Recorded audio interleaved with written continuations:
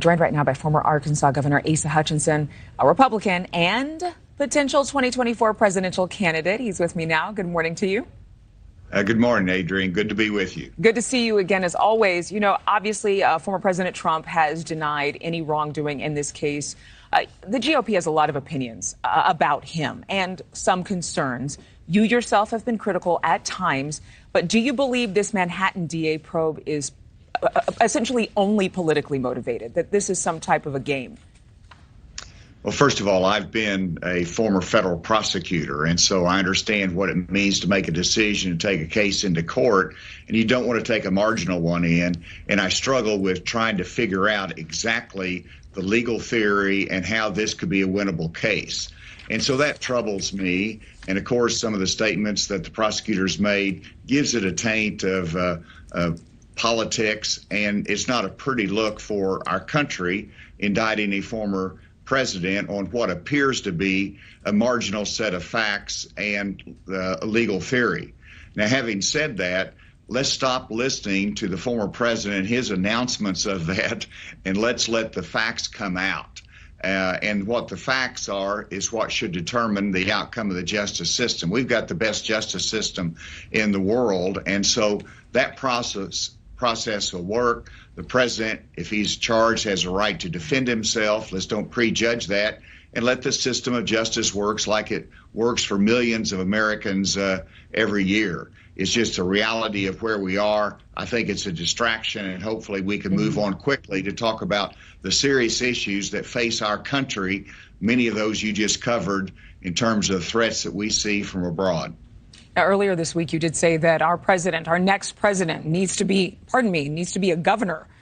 We've seen how popular the idea has been for somebody who's a political outsider, someone who's strayed from the political path, to go all the way up to the highest office in our land. But is your statement more about the GOP deciding on someone with more traditional resumes, or are you talking about backing Ron DeSantis? No, I'm speaking about Republican governors have had to lead and have led very well through the pandemic.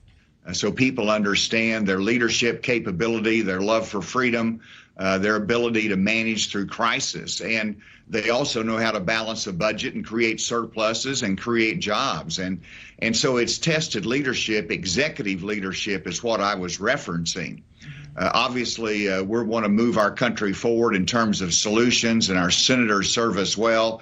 But whenever you look at the next president, I think governors offer something that is unique, which is executive experience that has been tested. In terms of the current governors that are out there, they're looking at it. There's a number of them.